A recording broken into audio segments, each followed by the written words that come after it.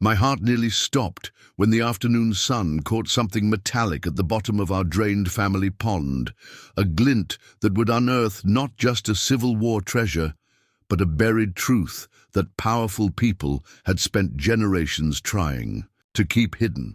Before we jump back in, tell us where you're tuning in from, and if this story touches you, make sure you're subscribed, because tomorrow I've saved something extra special for you. The worst drought in Tennessee history had forced me to make an impossible choice: drain our century-old farm pond completely to irrigate our dying crops. I never imagined that decision would uncover secrets that would shake the foundations of American history and put me in the crosshairs of one of the most influential museum directors in the country. It all began in the spring of 2023, when rainfall totals across eastern Tennessee hit record lows. 3 generations of Caldwells had worked this 180-acre farm, and not once in our family's memory had Tucker Pond, the spring-fed 2-acre body of water at the center of our property, ever dropped more than a foot, even in the driest summers. My grandfather always said it was fed by an underground spring so deep that it would flow until Judgment Day itself. But by late May, Tucker Pond had receded nearly 6 feet, exposing a ring of cracked mud around its perimeter. The spring. Corn was already showing signs of stress, leaves curling inward to conserve moisture. Without adequate water, we were looking at losing the entire season's crop, a financial blow my family might not recover from, especially with the bank loan. Payment looming in October. "Dad, we've got maybe 2 weeks before the corn is beyond saving," my daughter Ellie said one evening as we stood at the pond's edge. Just 24 and fresh out of agricultural college, she'd returned to help save the family farm after my wife passed last year. "The irrigation pond is already bone dry. We need to make a decision about Tucker Pond." I nodded grimly. Tucker Pond wasn't just water storage. It was the heart of our farm, where my children had learned to swim, where we held family picnics, where I'd proposed to my late wife 30 years ago. But sentiment wouldn't save our crops. "Let's call Jackson tomorrow," I said, referring to our neighbor who owned the industrial pumps we'd need. "We'll drain it to half and hope that's enough." What we discovered the next morning changed those plans entirely. Jackson Hammond arrived with his equipment before sunrise, but as he surveyed the pond, his weathered face creased with concern. "Nathan, I don't think the spring is flowing at all anymore," he said, pointing to the center of the pond, where tiny bubbles had always indicated the underground source. "No movement. I think it's gone dry for the first time in recorded history." The implications hit me like a physical blow. Without the spring replenishing it, any water we took from Tucker Pond wouldn't be replaced. We were looking at a devastating choice: preserve the pond as a lifeless monument to better times, or use its remaining water to possibly save this year's crops. After a long silence, I made the call. "Drain it completely. We'll use every drop before it evaporates anyway." Jackson's pumps roared to life, and I watched as pipes began carrying Tucker Pond's lifeblood to our parched fields. By midday, the water level had dropped another 3 feet, revealing features of the pond bed I'd never seen before. Old tree stumps from before the pond's creation, the remnants of a small rowboat my father had sunk accidentally in the 1970s, and peculiarly, what looked like the remains of a stone structure near the deepest part. "Dad, what's that?" Ellie asked, pointing to the emerging stonework. "No idea," I admitted. "Been swimming in this pond my whole life and never felt anything like that down there." As the pumps continued their work through the afternoon, more of the structure became visible, what appeared to be a deliberate arrangement of flat stones forming a crude wall about 4 feet high. By evening, with the pond nearly empty save for a small pool in the center, we could see it clearly, a circular stone enclosure, roughly 8 feet in diameter, like a small well or chamber. "This was built deliberately," Ellie said carefully. making her way across the muddy pond bed to examine it more closely. And look, there's something metallic inside it. That's when I saw it. The glint that would change everything. As the setting sun broke through the clouds, its rays caught something inside the stone circle, sending a bright reflection back to us. Despite my exhaustion from a day spent rerouting irrigation systems, curiosity propelled me forward. Slipping and sliding through the mud, I joined Ellie at the strange structure. Together we peered inside. "Is that—" Ellie's voice trailed off as I reached down into the remaining few inches of murky water. My fingers closed around something solid and square. As I lifted it from the mud, decades of sediment slid away, revealing a metal box about the size of a thick dictionary. Its once shiny surface turned green with age and corrosion. Despite the deterioration, an insignia was still visible on its lid. The letters CSA arranged in an ornate design. "Confederate States of America," Ellie whispered. "Dad, this is from the Civil War." My hands trembled as I examined the box. It was heavy, sealed tight by time and the elements. A small keyhole suggested it had once been locked, but the mechanism had long since corroded. Preparing and narrating this story took us a lot of time. So if you are enjoying it, subscribe to our channel. It means a lot to us. Now back to the story. "Let's get it back to the house," I said, suddenly aware of how exposed we were in the open pond bed, visible from the county road that ran past our property. Something told me we needed to examine this find in private. Back in our kitchen, under the bright overhead lights, the box looked even more remarkable. Clearly manufactured, not makeshift, with precision craftsmanship that had survived over 150 years underwater. Using a screwdriver and gentle pressure, I managed to pry the lid open with a sound like breaking glass as the corroded seal gave way. Inside, protected by what appeared to be a layer of beeswax, were dozens of documents, their paper yellow but remarkably preserved, along with several small leather pouches. Carefully, I removed the top document and unfolded it on the kitchen table. "Oh my God!" Ellie gasped, reading over my shoulder. "Dad, this is signed by Jefferson Davis." She was right. The letter, dated April 1865, bore the unmistakable signature of the Confederate president. As we gently examined more contents, our amazement grew. The box contained official Confederate government documents, military orders, maps with strategic positions marked, and most incredibly, the leather pouches held gold coins and what appeared to be uncut gemstones. "This isn't just some soldier's keepsake," I said, carefully returning a document to the box.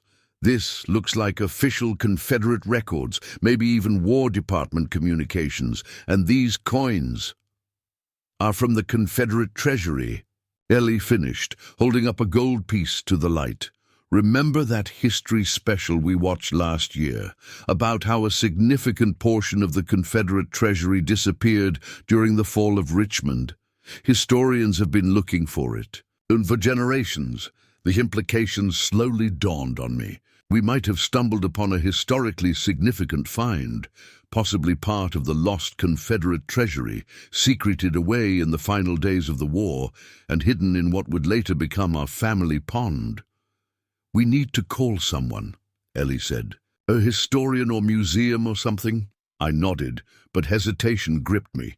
This land had been in my family since 1891, nearly 30 years after the Civil War ended. The pond itself had been created by my great-grandfather, which meant he either discovered the stone structure and built the pond over it, or more likely, constructed it himself to hide something he'd found or acquired. Either way, this discovery was somehow connected to my family's history. "Tomorrow," I decided. "We'll reach out tomorrow. Tonight, let's document everything exactly as we found it. Take photos, make notes. I want to understand what we're dealing with before we involve outsiders." We stayed up until nearly dawn, carefully photographing each document and artifact, making detailed notes about their condition and apparent significance. The more we examined, the more extraordinary our find appeared.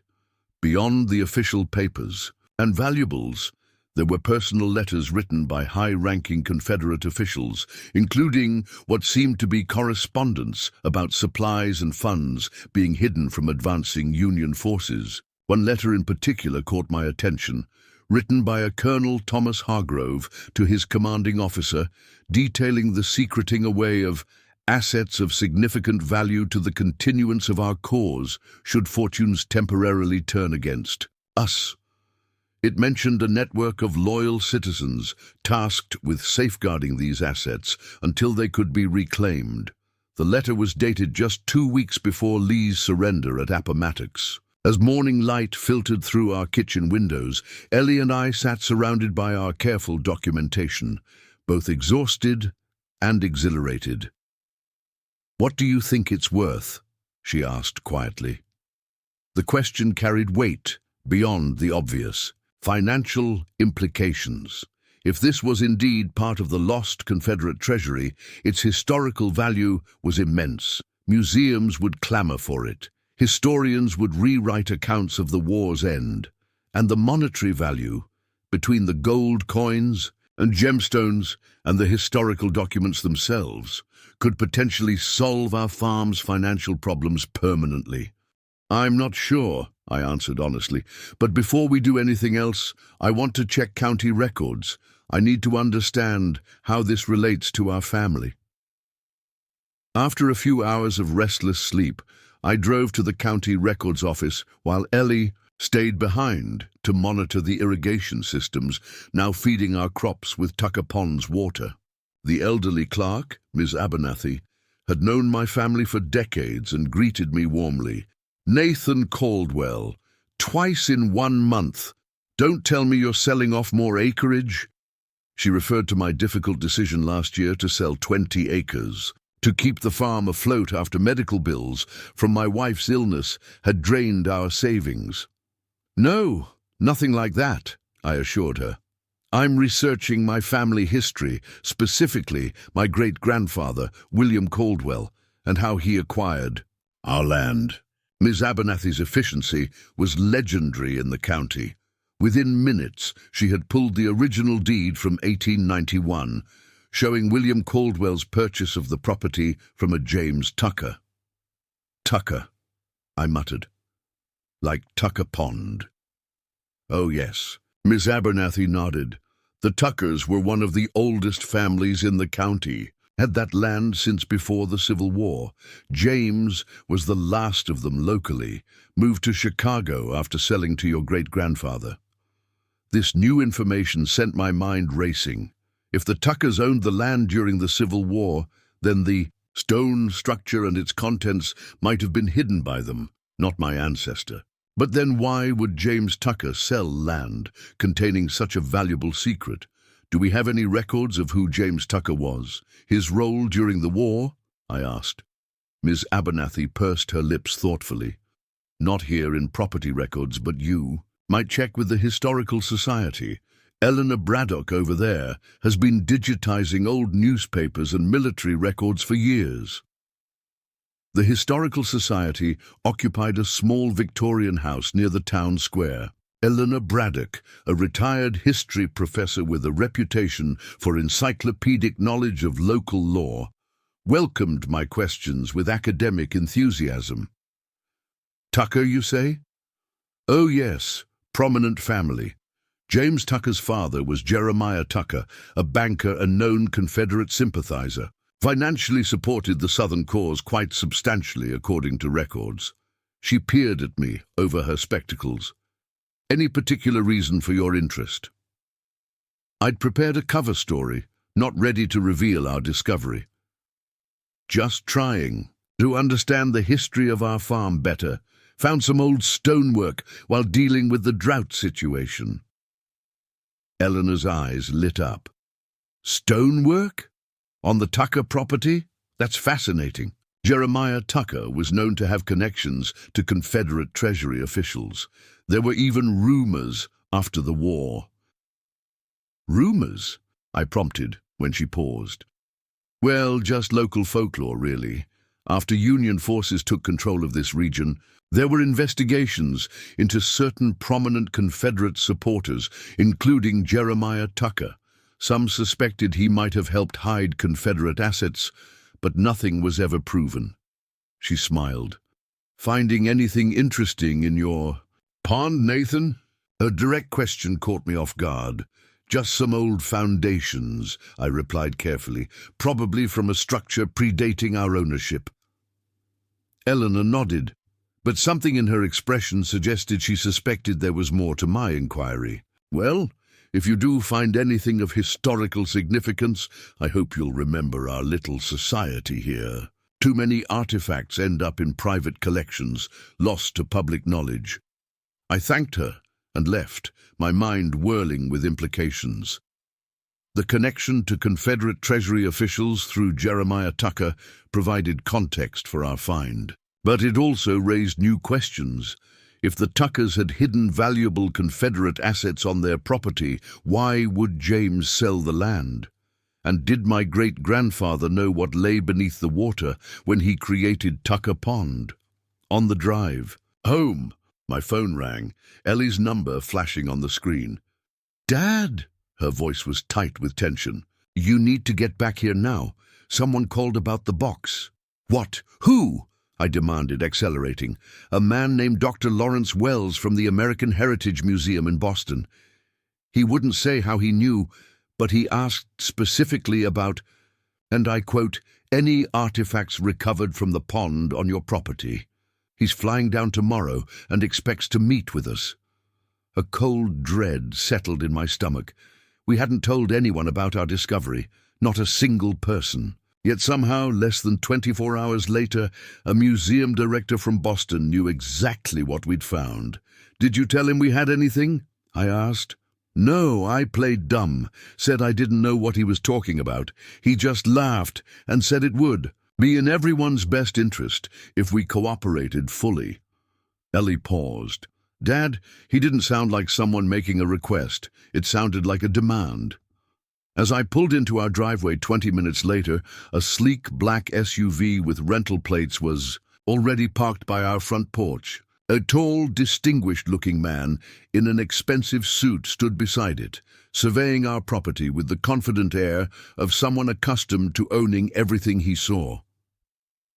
Dr. Lawrence Wells had not waited until tomorrow. He was already here, and, from his posture alone, I could tell this wasn't going to be a friendly visit. I parked and stepped out, noting the combination of disdain and eagerness in the man's expression as he assessed me. Mud-stained jeans, work boots, and the weathered face of a farmer fighting to save his livelihood. "Mr. Caldwell," he called out, not waiting for introductions. "I believe you have something that rightfully belongs in my museum." And just like that, I knew we were in trouble. The treasure from Tucker Pond wasn't just a historical curiosity or potential financial windfall. It was already the center of a conflict I didn't yet understand, with players more powerful than I could have imagined. As I approached Dr. Wells, I became acutely aware of how vulnerable our discovery was. The box and its contents were still laid out on our kitchen table, protected by nothing more than the walls of our farmhouse and my determination to understand their significance before deciding their fate. "Dr. Wells," I responded, keeping my voice neutral, "you're earlier than expected, and I'm not sure what you're referring to." His smile never reached his eyes. "Mr. Caldwell, let's not waste each other's time. I know exactly what you found. In that pond." He gestured toward the now empty basin visible from our driveway. "The Hargrove collection has been the subject of historical inquiry for generations. Its sudden emergence on your property is fortuitous." The name sent a jolt through me. Hargrove, the same as the colonel who had written the letter about hiding Confederate assets. Wells knew precisely what we had found, down to specific details we ourselves had only discovered hours ago. "I'm afraid you have me at a disadvantage," I said carefully. "You seem to know a lot about my property and what may or may not be on it. Mind telling me how that's possible?" Wells's expression hardened slightly. "The American Heritage Museum has been tracking the potential location of the Hargrove collection for decades. We have resources dedicated to its recovery. When satellite imagery showed you draining a long-established pond during this drought, it aligned with certain historical records in our possession. Satellite imagery. The realization that we had been watched from above, our desperate attempt to save our crops interpreted as a treasure hunt, was unsettling. Ellie appeared on the porch, her posture defensive. "Dad? Everything okay?" "Doctor, Wells was just explaining how he knew about our pond," I called back, not taking my eyes off the man. "Perhaps we could continue this conversation inside," Wells suggested smoothly. "What I have to propose will be of considerable benefit to your situation." His gaze swept meaningfully over our weathered farmhouse, the aging equipment visible. In the barn, the stress-yellowed fields beyond. I hesitated, then nodded. This confrontation was inevitable, better to understand what we were dealing with. In our kitchen, Wells's eyes immediately locked onto the metal box and arranged documents on the table. Something flashed across his face. Recognition, certainly, but also what looked like relief. "The Hargrove collection," he breathed, approaching. The table with the reverence of a pilgrim reaching a shrine. "After all this time, may I?" Without waiting for permission, he leaned over the documents, his practiced eye scanning the contents. Extraordinary preservation. The underwater storage. In a sealed container, likely combined with the natural clay in your pond bed, created nearly ideal conditions. "You still haven't explained how you knew it was here," Ellie said, arms crossed. Wells straightened, composing himself. "Of course. The American Heritage Museum holds partial records from Colonel Thomas Hargrove's adjutant, including coded references to multiple cache locations. Most were recovered by Union forces after the war, but this one, referred to in the records only as the well beneath the waters on Tucker's eastern field, remained elusive." He reached into his jacket and withdrew a folded document, spreading it on the table beside our finds. It was a map, clearly old but well preserved, showing a county survey from 1863. A small mark, labeled TE, was visible in what I recognized as the approximate location of Tucker Pond. "We've had researchers attempting to locate this site for generations," Wells continued. "But without access to private property, and with the creation of a pond sometime in the early 20th century, the trail went cold. Until the drought and your decision to drain the pond gave us the opportunity we've been waiting for." "So, what exactly do you want?" I asked, though I already suspected the answer. "The American Heritage Museum would like to acquire the complete Hargrove collection for public display and scholarly research," Wells replied smoothly. "We're prepared to offer fair compensation, of course. Shall we say 50,000? The figure hung in the air between us. It was both substantial, enough to ease our immediate financial concerns, and insultingly inadequate for what was clearly a historical find of immense significance. "And if we're not interested in selling?" Ellie asked, her voice tight. Wells's smile remained fixed, but his eyes cooled. "I would strongly advise against that course of action, Miss Caldwell. These artifacts are of national historical significance. The legal complexities surrounding Civil War artifacts, particularly those associated with Confederate government functions, are considerable." "Are you threatening us?" I asked directly. "Not at all," Wells replied. "Simply informing you of the reality. Our museum has the resources to ensure these artifacts are properly preserved, contextualized, and shared with the academic community. We also have the legal team to address any challenges that might arise regarding ownership claims." The Implied threat was clear. "We'll need time to consider your offer," I said finally. Wells nodded, reaching into his pocket for a business card. "I'm staying at the Hampton Inn in town. I'll expect your call by noon tomorrow. For everyone's benefit, I hope we can reach an amicable arrangement." After he left, Ellie and I stood in stunned silence, looking at the historical treasure spread across our kitchen table, a treasure that had been hidden for over 150 years, only to be exposed by a drought and claimed by a stranger within hours of its discovery. "Dad, that offer is ridiculous," Ellie finally said. "These documents alone have to be worth more than that, not to mention the gold and gems." "I know," I agreed. "But I'm more concerned about how he found out so quickly and what kind of legal challenges he might create if we don't cooperate." Ellie's expression hardened with a determination that reminded me powerfully of her mother. "We need to talk to someone who knows about historical artifacts and their legal status, someone not connected to Wells or his museum." I nodded, already, pulling out my phone. "I'm calling Professor Martinez at State.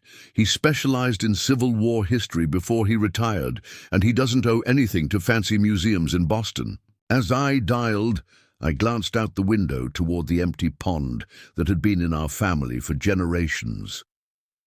The exposed stone circle stood as a stark reminder that sometimes the past doesn't stay buried, and that secrets, once revealed, take on a life of their own. What had started as a desperate measure to save our crops during a drought had uncovered a Civil War mystery that powerful people had been seeking for generations. And now, that discovery had placed our family farm at the center of a conflict between historical truth, institutional power, and the question of who really owns the past. Professor Martinez agreed to meet us that evening. As I hung up the phone, I knew one thing with absolute certainty. The battle for the treasure from Tucker Pond had only just begun, and Dr. Lawrence Wells was not a man accustomed to losing. "What? Who?" I demanded, accelerating my truck down the country road. "A man named Dr. Lawrence Wells from the American Heritage Museum in Boston. He wouldn't say how he knew, but he asked specifically about, and I quote, 'any artifacts recovered from the pond on your property.' He's flying down tomorrow and expects to meet with us." A cold dread settled in my stomach. We hadn't told anyone about our discovery, not a single person. Yet somehow, less than 24 hours later, a museum director from Boston knew exactly what we'd found. "Did you tell him we had anything?" I asked. "No, I played dumb, said I didn't know what he was talking about. He just laughed and said it would be in everyone's best interest if we cooperated fully." Ellie paused. "Dad, he didn't sound like someone making a request. It sounded like a demand." As I pulled into our driveway 20 minutes later, a sleek, black SUV with rental plates was already parked by our front porch. A tall, distinguished-looking man in an expensive suit stood beside it, surveying our property with the confident air of someone accustomed to owning everything he saw. Dr. Lawrence Wells had not waited until tomorrow. He was already here, and, from his posture alone, I could tell this wasn't going to be a friendly visit. I parked and stepped out, noting the combination of disdain and eagerness in the man's expression as he assessed me. Mud-stained jeans, work boots, and the weathered face of a farmer fighting to save his livelihood. "Mr. Caldwell," he called out, not waiting for introductions, "I believe you have something that rightfully belongs in my museum." And just like that, I knew we were in trouble. The treasure from Tucker Pond wasn't just a historical curiosity or potential financial windfall. It was already the center of a conflict I didn't yet understand, with players more powerful than I could have imagined. As I approached Dr. Wells, I became acutely aware of how vulnerable our discovery was. The box and its contents were still laid out on our kitchen table, protected by nothing more than the walls of our farmhouse and my determination to understand their significance. before deciding their fate. "Dr. Wells," I responded, keeping my voice neutral. "You're earlier than expected, and I'm not sure what you're referring to." His smile never reached his eyes. "Mr. Caldwell, let's not waste each other's time. I know exactly what you found. In that pond," he gestured toward the now empty basin visible from our driveway. "The Hargrove collection has been the subject of historical inquiry for generations. Its sudden emergence on your property is fortuitous." The name sent a jolt through me.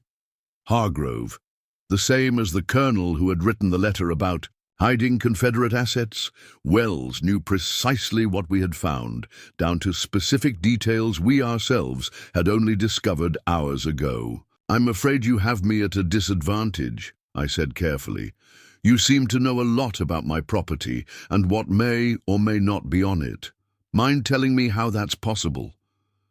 Wells's expression hardened slightly. "The American Heritage Museum has been tracking the potential location of the Hargrove collection for decades.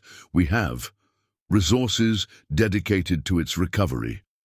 When satellite imagery showed you draining a long-established pond during this drought, it aligned with certain historical records in our possession." Satellite imagery. The realization that we had been watched from above, our desperate attempt to save our crops interpreted as a treasure hunt, was unsettling. Ellie appeared on the porch, her posture defensive. "Dad, everything okay?"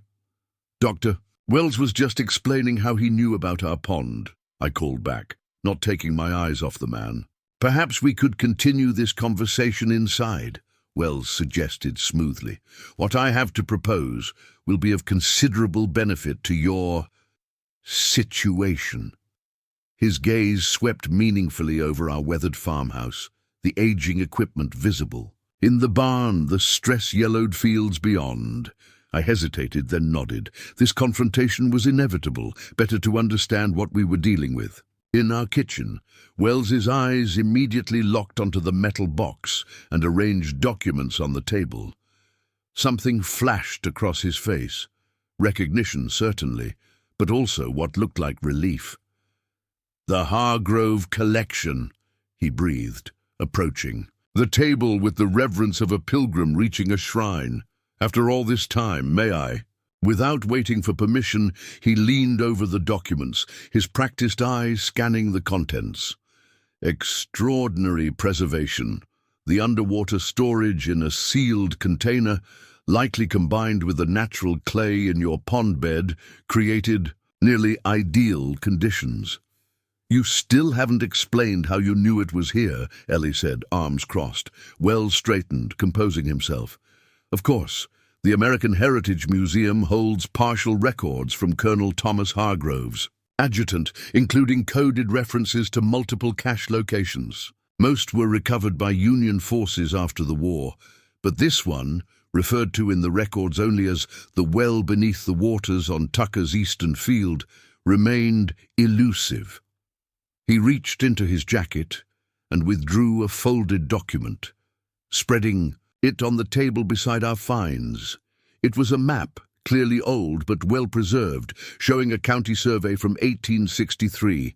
A small mark labeled TE was visible in what I recognized as the approximate location of Tucker Pond. "We've had researchers attempting to locate this site for generations," Wells continued, "but without access to private property and with the creation of a pond sometime. In the early 20th century, the trail went cold, until the drought and your decision to drain the pond gave us the opportunity we've been waiting for." "So what exactly do you want?" I asked, though I already suspected the answer. "The American Heritage Museum would like to acquire the complete Hargrove collection for public display and scholarly research," Wells replied smoothly. "We're prepared to offer fair compensation, of course. Shall we say $50,000? The figure hung in the air between us. It was both substantial, enough to ease our immediate financial concerns, and insultingly inadequate for what was clearly a historical find of immense significance. "And if we're not interested in selling?" Ellie asked, her voice tight. Wells's smile remained fixed, but his eyes cooled. "I would strongly advise against that course of action, Miss Caldwell. These artifacts are of national historical significance. The legal complexities surrounding Civil War artifacts, particularly those associated with Confederate government functions, are considerable." "Are you threatening us?" I asked, directly. "Not at all," Wells replied. "Simply informing you of the reality. Our museum has the resources to ensure these artifacts are properly preserved, contextualized, and shared with the academic community. We also have the legal team to address any challenges that might arise regarding ownership claims." The implied threat was clear. "We'll need time to consider your offer," I said finally. Wells nodded, reaching into his pocket for a business card. "I'm staying at the Hampton Inn in town. I'll expect your call by noon tomorrow. For everyone's benefit, I hope we can reach an amicable arrangement." After he left, Ellie and I stood in stunned silence, looking at the historical treasure spread across our kitchen table, a treasure that had been hidden for over 150 years, only to be exposed by a drought and claimed by a stranger within hours of its discovery. "Dad, that offer is ridiculous," Ellie finally said. "These documents alone have to be worth more than that, not to mention the gold and gems." "I know," I agreed. "But I'm more concerned about how he found out so quickly and what kind of legal challenges he might create if we don't cooperate."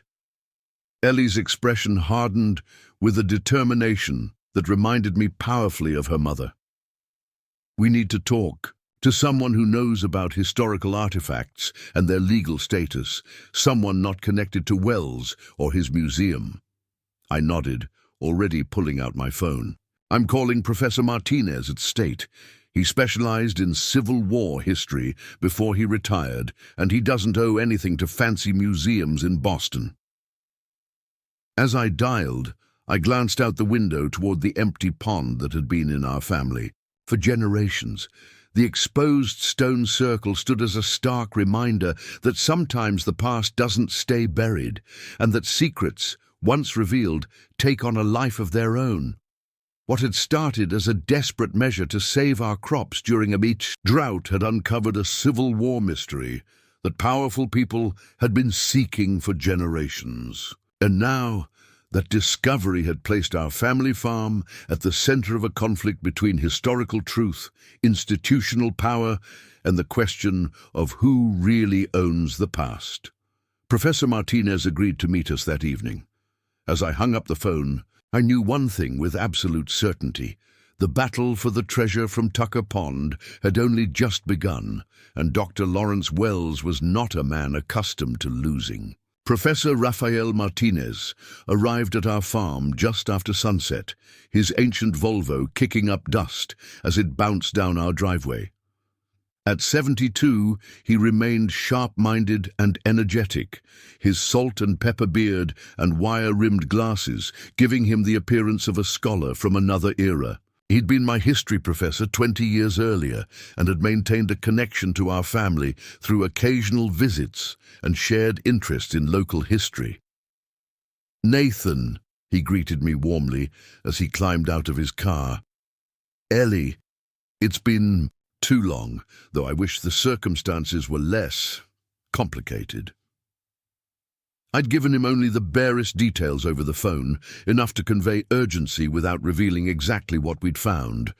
Now, as we led him into the kitchen, where the artifacts remained spread across the table, his historian's composure momentarily faltered. "Madre de Dios," he whispered, approaching the table slowly. "Is that what I think it is? We believe it's part of the lost Confederate treasury," Ellie explained, showing him the documents and coins, hidden in a stone structure at the bottom of our pond. For nearly an hour, Raphael examined the items with painstaking care, occasionally murmuring, to himself or asking questions about their condition and discovery. Finally, he sat back, removing his glasses to rub the bridge of his nose. "Nathan, Ellie, what you've found here is historically priceless," he said gravely. "These aren't just Confederate Treasury items.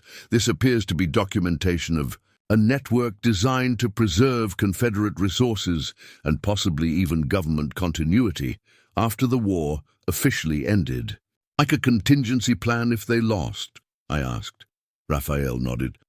"Exactly. Historians have speculated about such networks for years, but evidence has been scarce. This collection provides concrete proof and specific details. It rewrites our understanding of the immediate post-war period." "And what about the legal status?" Ellie pressed. "Dr. Wells implied we might not have the right to keep these artifacts." Raphael's expression darkened. "Lawrence Wells. I know him by reputation. Brilliant. Curator, ruthless acquisitioner. He's built the American Heritage Museum's Civil War collection through methods that sometimes skirt ethical boundaries." "But legally?" I persisted. Raphael sighed. "It's complicated. Under normal circumstances, artifacts found on private property belong to the property owner. However, Civil War items, particularly Confederate government materials, exist in a legal gray area. Some courts have ruled they're federal property, since the U.S. government technically absorbed Confederate assets after the war. So Wells could have a legal claim," I concluded grimly. "He might attempt one," Raphael acknowledged, "though the fact that these items were deliberately hidden by Confederate officials rather than abandoned on a battlefield strengthens your position. What troubles me more is Wells showing up so quickly. It suggests he had prior knowledge." "He mentioned satellite imagery," Ellie said. Raphael frowned. "Possible, but unlikely to be the whole story. The American Heritage Museum doesn't have its own satellites. Someone tipped him off, and specifically about this location." That thought had been nagging at me as well. Eleanor Braddock at the Historical Society seemed particularly interested in what we might find in the pond. Raphael's eyebrows rose. "Braddock? Interesting. She's been approached by major museums for consulting work before. I wouldn't be surprised if she has connections to Wells." "So what should we do?" I asked. Raphael considered for a moment. "First, secure these artifacts properly. I can help you with appropriate storage materials tonight. Second, document everything meticulously, which I see you've already begun. Third, consult a specialist in cultural property law. I have a former student who practices in Nashville." "And Wells?" Ellie asked. "His deadline is noon tomorrow." "Stall him," Raphael advised. "Tell him you're consulting experts about proper preservation methods before making a decision. It's reasonable and buys you time." As Raphael helped us properly wrap and store the artifacts in acid-free materials he'd brought just in case, he shared something else that caught my attention. "The American Heritage Museum is currently undergoing a major renovation, funded primarily by the Harrington Foundation," he mentioned casually. "Harrington Foundation," I repeated. "Why does that sound familiar?" "Maxwell Harrington is the CEO of Agri Global," Raphael explained. "The conglomerate that's been buying up distressed farms across the southeast. I nearly dropped the document I was holding. They approached us last year, offered to buy our land for about half its value after the medical bills hit." "They're opportunistic," Raphael nodded.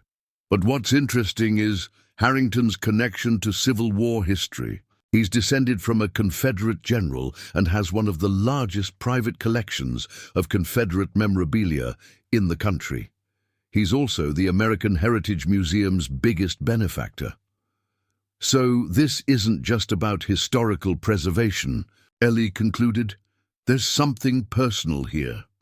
Raphael carefully placed another wrapped document in the storage container. History is always personal to someone, Ellie, especially Civil War history in the South.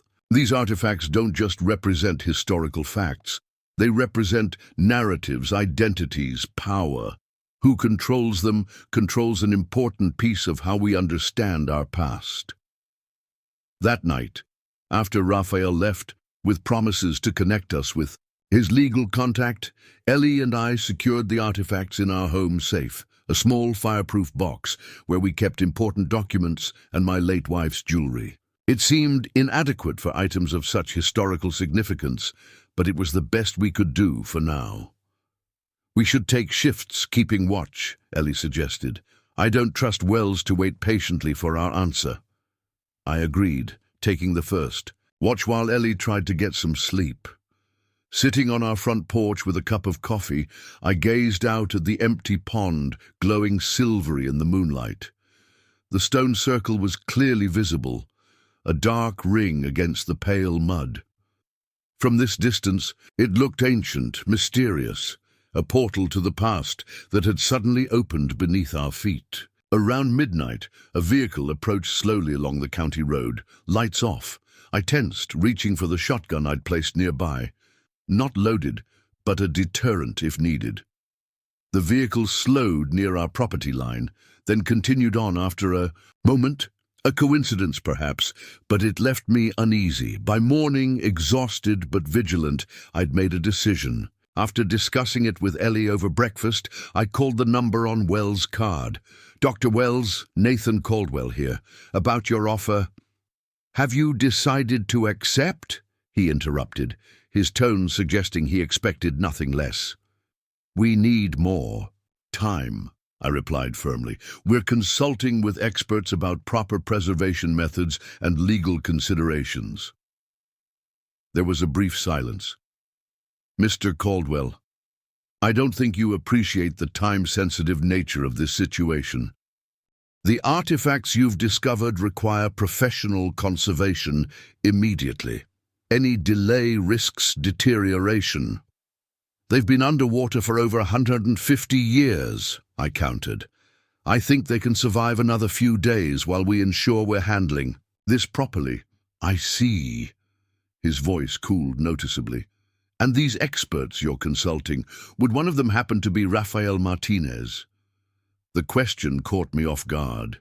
"How did you—" "This is a small world, Mr. Caldwell, particularly in historical circles. Professor Martinez's Volvo is quite recognizable, and his visit to your farm last night was noted." The implication that we were being watched sent a chill through me. "Dr. Wells, we're not refusing your offer. We're simply doing our due diligence before making a decision about artifacts that may have significant historical and financial value." "Of course," Wells replied, his tone falsely conciliatory.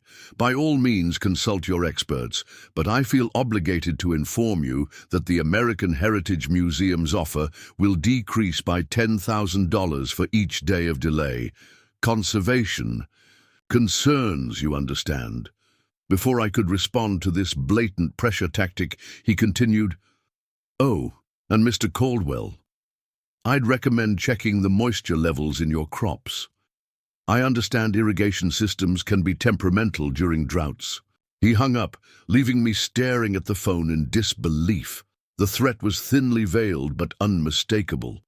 Immediately, I headed out to check our irrigation system, Ellie following close behind. When we reached the main control junction where Tucker Pond's water was being pumped to our fields, my worst fears were confirmed. Someone had tampered with the valves and electrical controls. The system was still running, but at less than half capacity. "He's playing hardball," Ellie said grimly, as we worked to repair the damage, threatening both the artifacts and our livelihood. By midday, we'd restored the irrigation system, but the message was clear.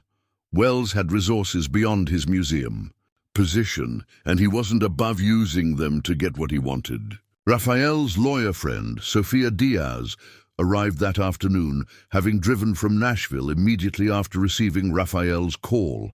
A specialist in cultural property law, she exuded competence and calm as she examined our documentation and the Artifacts themselves. From a legal standpoint, your position is actually stronger than Professor Martinez indicated, she explained after her review. These items were deliberately concealed on private property by private citizens, the Tucker family, not abandoned government property. The fact that your family purchased the land legitimately further strengthens your claim.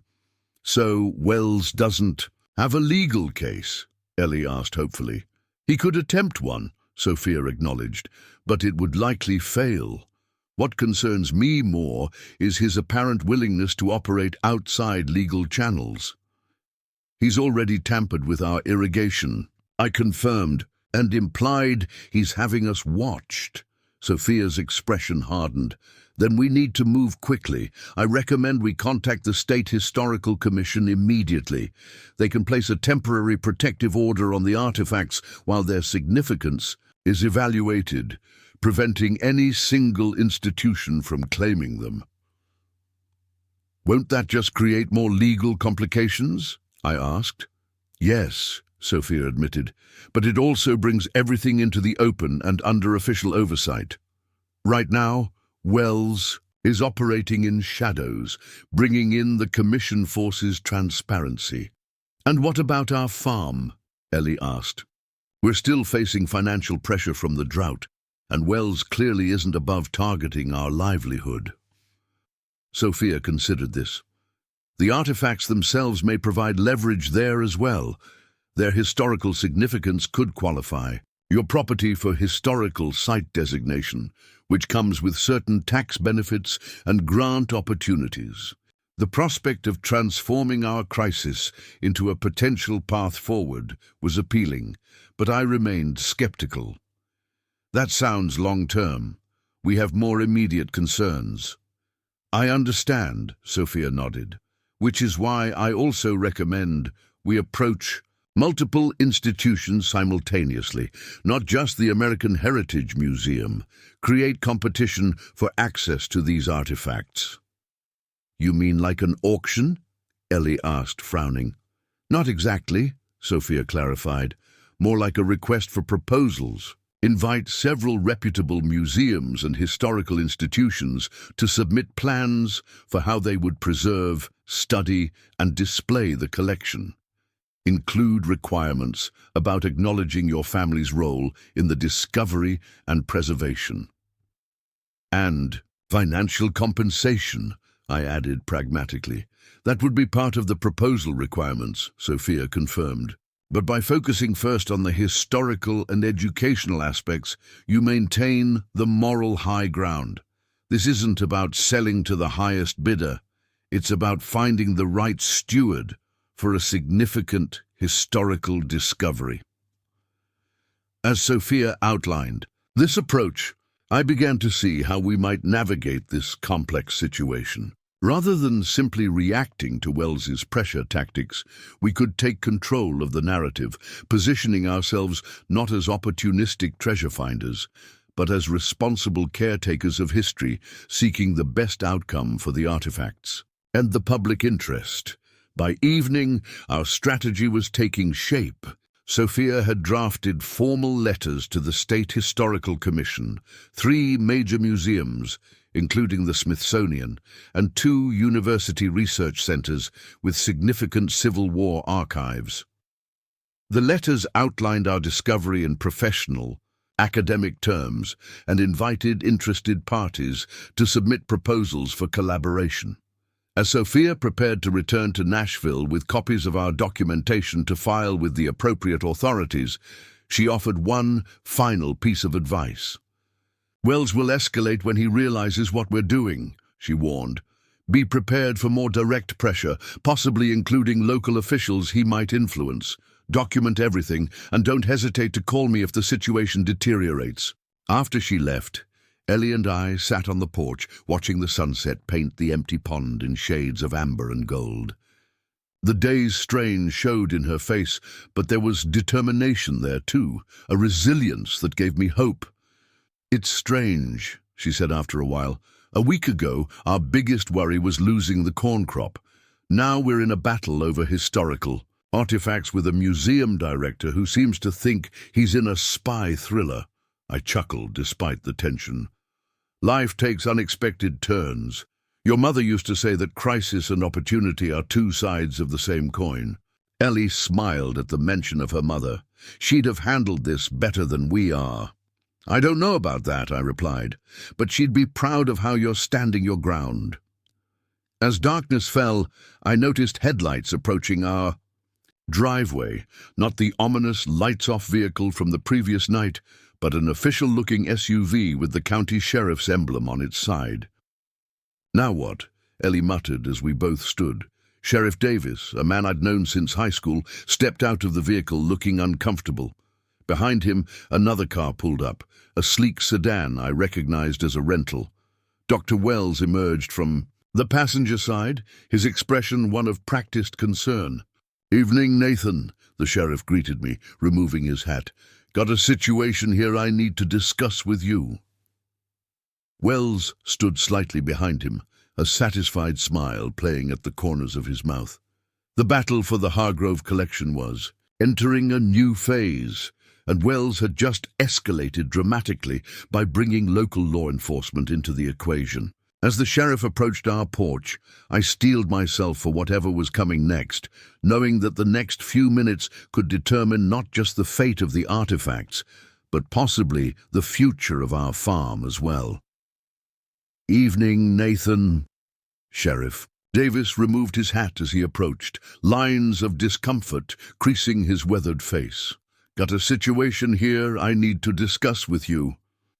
I stood my ground on the porch steps, Ellie beside me. Years of friendship with Sheriff Davis. We'd played high school football together, attended each other's weddings, made his arrival alongside Wells particularly troubling. "What kind of situation, Mike?" I asked, deliberately using his first name to remind him of our connection. The sheriff glanced uncomfortably toward Wells, who remained by the vehicles, his expression smug. "Got a complaint about possible looting of historical artifacts. Dr. Wells here claims you've recovered items of significant historical value that might fall under state protection laws." "And since when does the American Heritage Museum dictate law enforcement priorities in Tennessee?"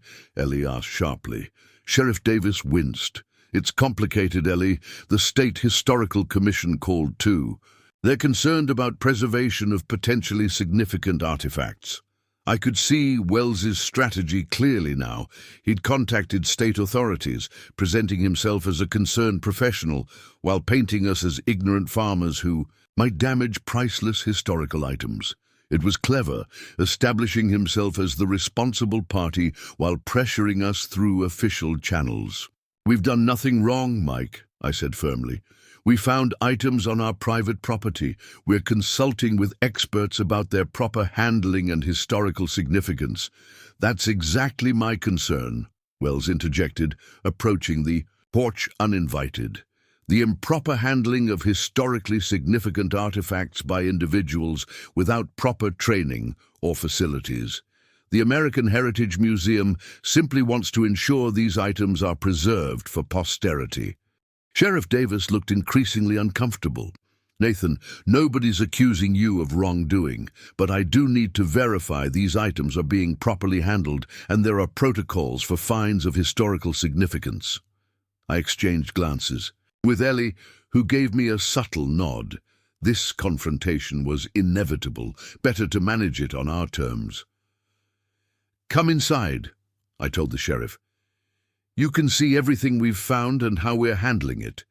Dr. Wells can wait out here." "Mr. Caldwell, as the museum's representative," Wells began to protest, "has no legal authority on my property," I finished firmly. "This is between me and the sheriff." Mike hesitated, then nodded. "That's fair, Nathan. Dr. Wells, please wait by your vehicle. I'll assess the situation first." Inside, I showed the sheriff the artifacts, now carefully wrapped in the acid-free materials Professor Martinez had provided, stored in our fireproof safe. "Professor Martinez helped us properly preserve everything," I explained. And we've consulted with Sophia Diaz, a cultural property attorney, about the legal aspects. We're not being irresponsible, Mike. The sheriff examined the documents and artifacts with careful hands. This is definitely significant, Nathan.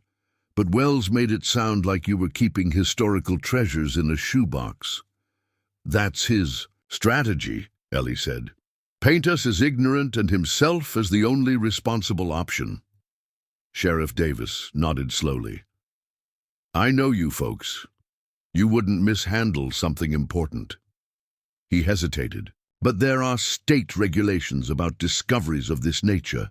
You should notify the Historical Commission officially. We already have, I replied, showing him copies of the letters Sophia had drafted.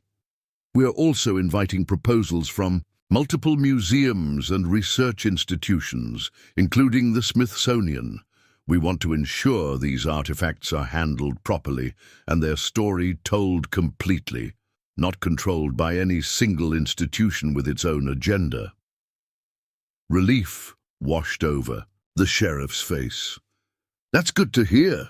Makes my job easier.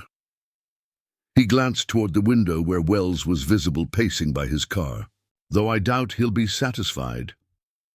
His satisfaction isn't our concern, Ellie stated firmly. We're following the law and acting responsibly. That should be enough. Sheriff Davis replaced his hat.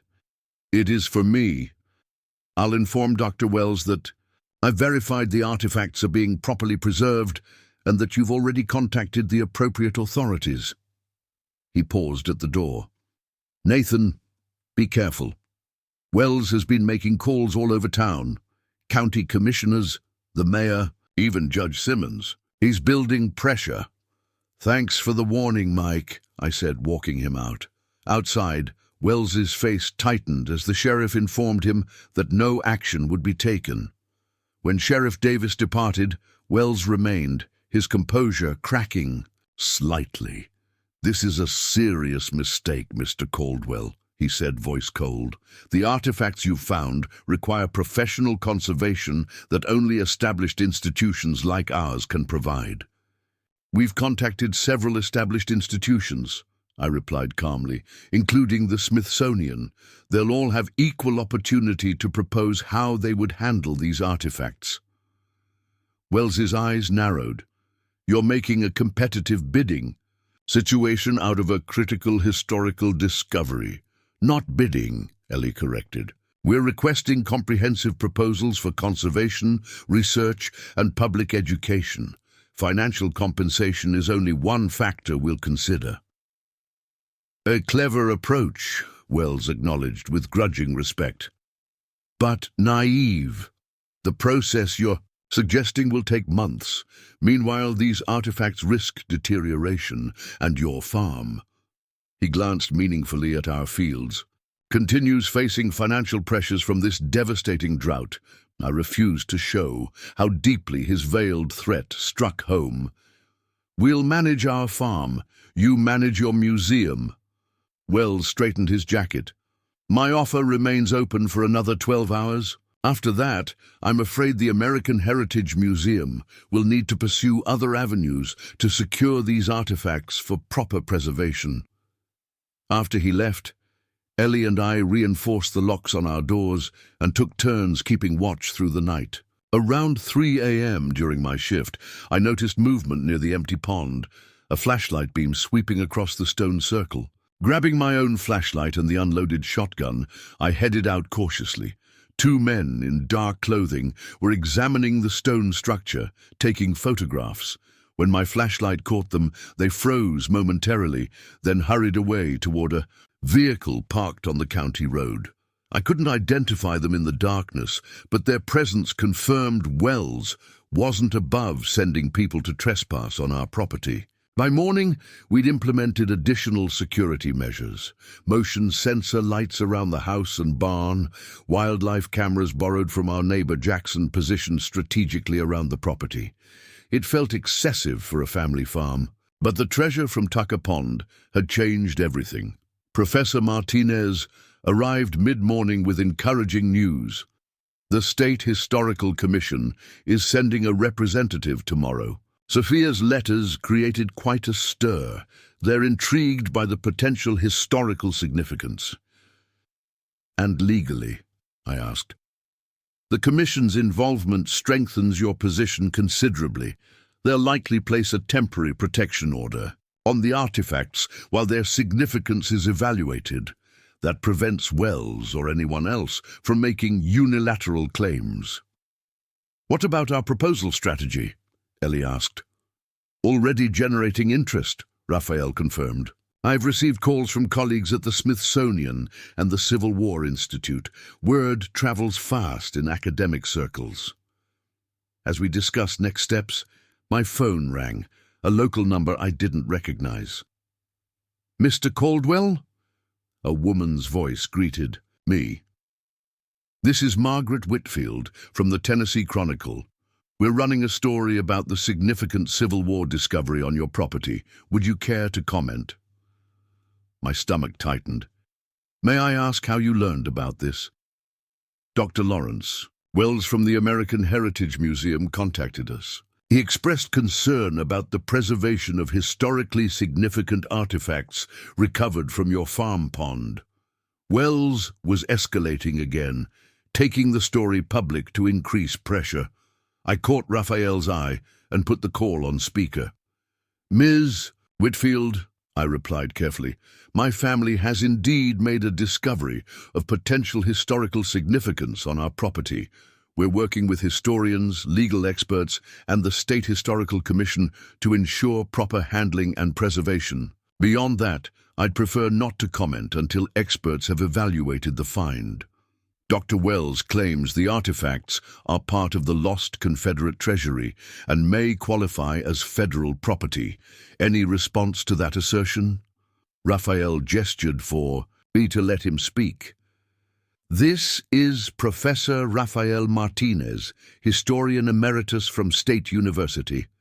The legal status of these artifacts is considerably more nuanced than Dr. Wells suggests. The Caldwell family is following all appropriate procedures for a discovery of this nature. After ending the call, Raphael grimaced. Wells is trying to control the narrative. We need to be prepared for more media attention. And more pressure tactics, Ellie added, showing us her phone. The local social media groups were already buzzing with rumors about our discovery, with several comments questioning whether such historically significant items should remain in private hands. The community dynamics concern me more than Wells's institutional pressure. Our family had lived in this county for generations, but even long-time neighbors might question our right to control artifacts of national historical significance. Public opinion could shift against us if Wells successfully framed the narrative. We need to get ahead of this, I decided. Rather than hiding from the attention, we should engage with it strategically. Raphael nodded approvingly. A proactive approach. What do you have in mind? Let's host a proper announcement, Ellie suggested. Invite the Historical Society, local officials, and yes, the media. Show everyone that we're handling this responsibly and transparently. And emphasize that we're seeking the best outcome for the artifacts and historical record, I added, not just personal gain. By afternoon, our plans were underway. The State Historical Commission agreed to send their representative a day early to participate in the announcement. Eleanor Braddock from the Historical Society, whose potential connection to Wells still concerned me, accepted our invitation. With barely concealed excitement, local officials eager to associate themselves with a significant discovery quickly confirmed their attendance. Wells would be present too. We couldn't exclude him without appearing defensive, but having him surrounded by other stakeholders would limit his ability to control the situation. That evening, as I checked our security measures one final time before dark, a familiar pickup truck approached our driveway. Jackson Hammond, our neighbor who had helped drain the pond, stepped out looking troubled. Nathan, thought you should know Wells approached me this afternoon. asked all kinds of questions about when we drained the pond, what we saw, then offered me $500 for exclusive photos, if I had any. What did you tell him? I asked.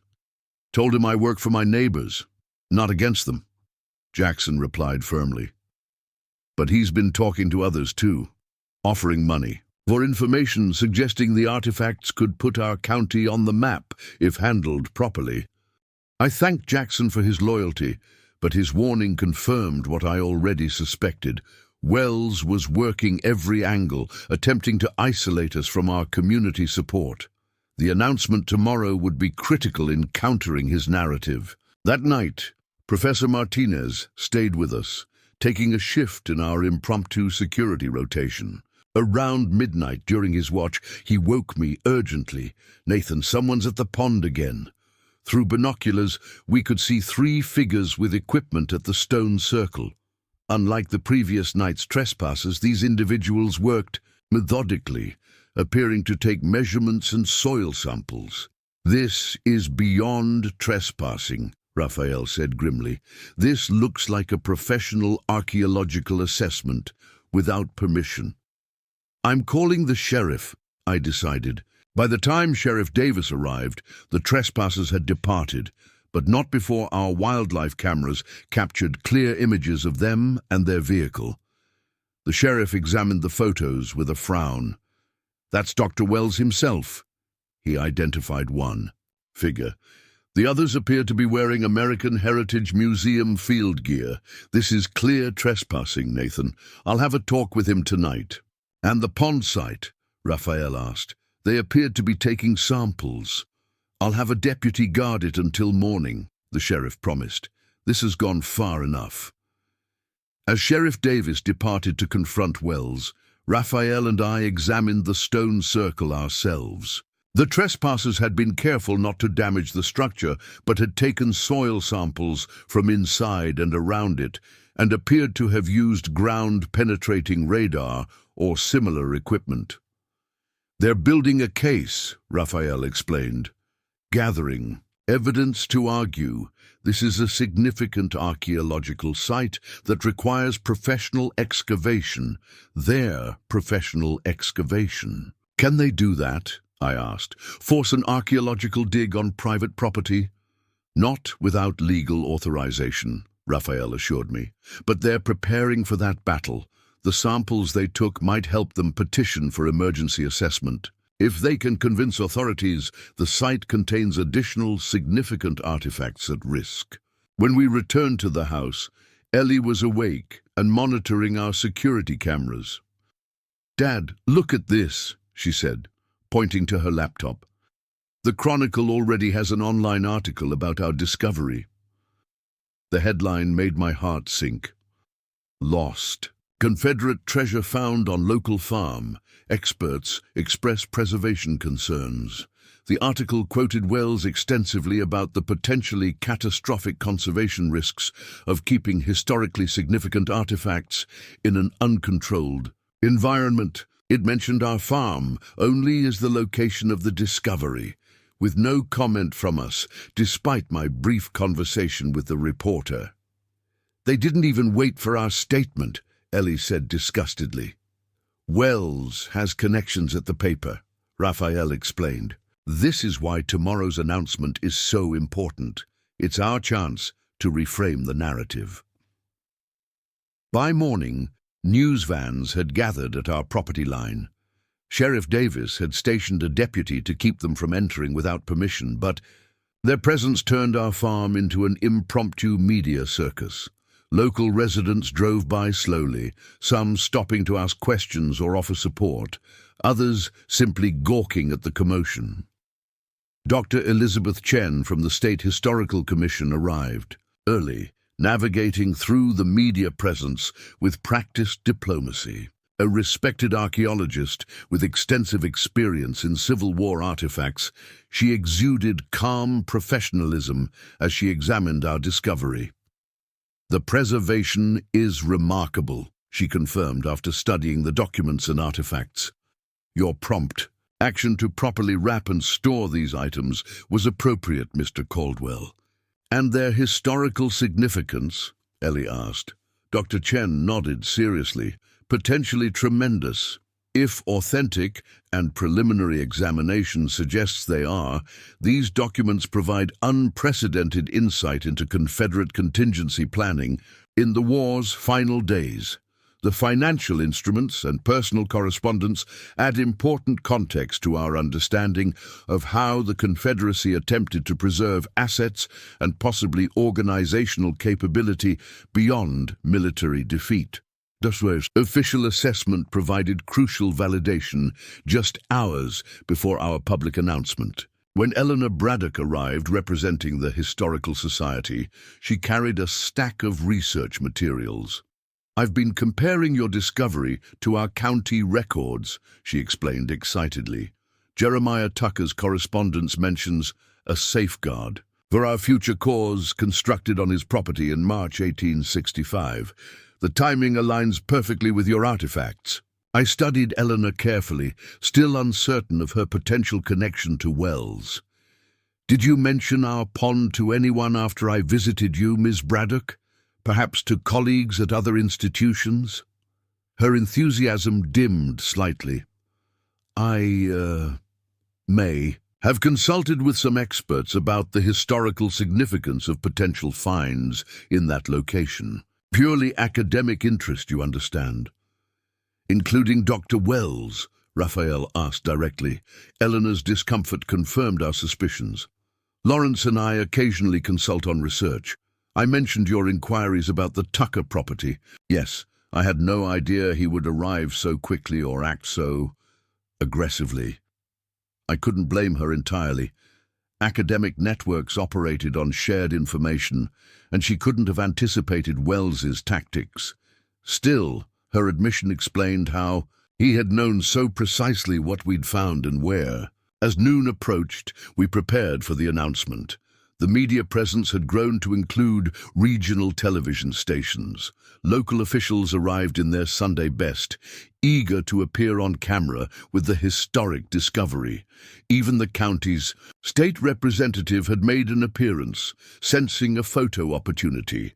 Dr. Wells arrived last, his expression tightly controlled as he surveyed the gathering crowd. Sheriff Davis moved discreetly to his side, likely informing him of the trespassing complaint filed against him and his team.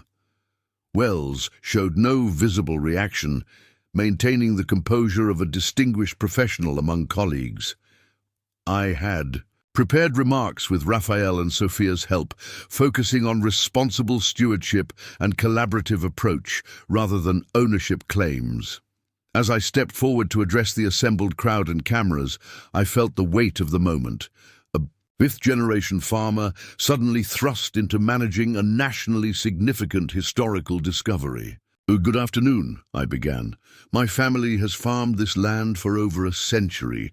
When drought forced us to drain our pond to save our crops, we had no idea we would uncover a piece of American history that had been hidden for generations." As cameras flashed and reporters recorded, I explained our discovery in straightforward terms, acknowledging its potential historical significance while emphasizing our commitment to proper preservation and public access. "That's why we've invited the State Historical Commission, the Historical Society, and other stakeholders to help determine the best path forward. We've also reached out to multiple reputable institutions, including the Smithsonian, to submit proposals for conservation, research, and public education programs centered on these artifacts." I could see Wells's face tightening as I continued. "Our goal is not personal profit, but ensuring these artifacts are preserved for future generations, and their story told completely and accurately. This discovery doesn't belong to any single person or institution. It belongs to our shared history." Dr. Chen spoke next, confirming the Historical Commission's preliminary assessment of the artifact's significance and their recommendation for a temporary protection order while formal evaluation proceeded.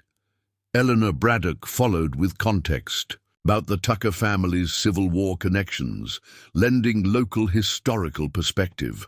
When Wells finally stepped forward, his remarks were carefully measured, the consummate professional concerned only with preservation and scholarship. The American Heritage Museum commends the Caldwell family for their discovery and their stated commitment to proper stewardship. We simply urge speed in transferring these delicate artifacts to a properly equipped conservation facility before irreversible deterioration occurs. The implied criticism was subtle but clear. We were still risking the artifacts by keeping them on our farm, regardless of our intentions. I watched reporters noting his comment, some nodding in apparent agreement. When the floor opened for questions, a reporter immediately picked up Wells's thread. "Mr. Caldwell, why not immediately transfer these artifacts to an established museum for proper conservation? Aren't you risking damage by keeping them here?" Before I could respond, Dr. Chen intervened. "The artifacts are currently stable and properly stored according to conservation protocols. The Caldwell family has consulted experts and implemented appropriate preservation measures. The Commission sees no immediate conservation emergency that would necessitate rushed decisions about their permanent disposition." Her professional assessment effectively countered Wells's insinuations, shifting the narrative back toward deliberate, collaborative decision-making rather than emergency transfer to his museum. As the formal announcement concluded and attendees began examining the carefully displayed photographs of our discovery, the actual artifacts remained securely stored, I noticed Wells engaged in intense conversation with Eleanor Braddock. Their body language suggested disagreement, with Eleanor repeatedly shaking her head as Wells spoke urgently. When Eleanor approached me afterward, her expression was troubled. "Mr. Caldwell, I feel I should inform you that Dr. Wells suggested our historical society should formally petition for the artifacts to remain in Tennessee rather than being lost to northern institutions. He implied your process might result in these important local artifacts being removed from the region permanently." "Another pressure tactic," Raphael murmured beside me, "attempting to create local opposition to your open proposal process." "What did you tell him?" I asked Eleanor. "That our society supports your thoughtful approach and would submit our own proposal focused on local historical context and educational programs." She straightened her shoulders. "Lawrence can be persuasive, but this is our county's history. We should have a voice in how it's presented, not blindly follow his agenda." Her support was encouraging, suggesting Wells's attempt to turn local sentiment against us might falter. As the event wound down, several neighbors approached to express pride that such a significant discovery had occurred on local land.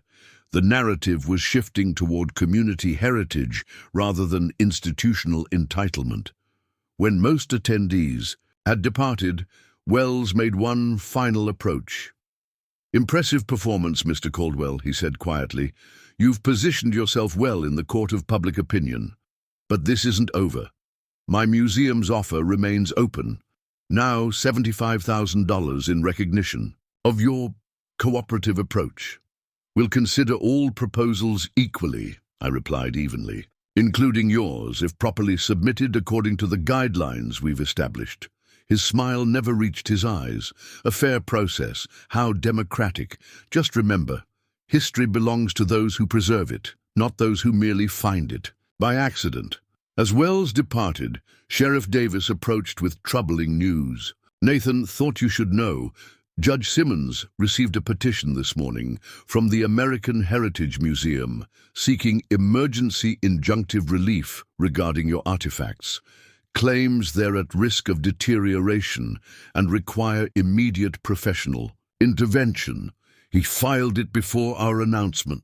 I asked incredulously. "Before seeing our preservation measures or hearing the Historical Commission's assessment?" The sheriff nodded grimly. Filed first thing this morning, hearing set for Thursday. So Wells had been playing a double game, appearing cooperative, at our announcement, while simultaneously seeking legal means to seize control of the artifacts. The battle for the Hargrove collection was moving to the courts, exactly as Raphael and Sophia had warned it might. As the sheriff departed, I gazed out at Tucker Pond, its empty basin now the center of unexpected conflict and opportunity. The drought that had threatened our livelihood had uncovered a treasure beyond monetary value.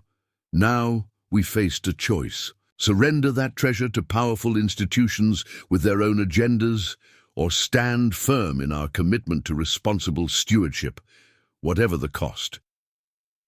Ellie joined me, determination clear in her expression. "We're not backing down, are we?" "No," I replied, watching the sunset paint the stone circle in golden light. "Some things are worth fighting for, not just for ourselves, but for the truth they represent." The sun dipped below the horizon, casting long shadows across the empty pond that had kept its secret for over 150 years. Tomorrow would bring new challenges, but tonight, standing on land my family had tended for generations, I felt a connection to history that transcended ownership, a responsibility to ensure that the past was preserved honestly, completely, and for the benefit of all. The treasure from Tucker Pond wasn't just gold and documents. It was truth, long buried but finally revealed. And in that moment, I understood that its true value lay not in what it was worth, but in what it could teach us, if only we had the courage to listen. The courthouse in Claiborne County had stood since 1885, its limestone facade bearing silent witness to generations of disputes, celebrations, and community milestones. As I climbed the worn marble steps that Thursday morning, I felt the weight of history in a way I never had before. The battle for the treasure from Tucker Pond would be decided in the very building whose cornerstone had been laid by men who might have known Jeremiah Tucker himself. Sophia Diaz waited at the top of the stairs, immaculate in a charcoal suit, her confidence a reassuring counter to my own apprehension. Beside her stood Dr. Elizabeth Chen from the State Historical Commission, who had agreed to testify about the artifact's proper handling and preservation. "Ready?"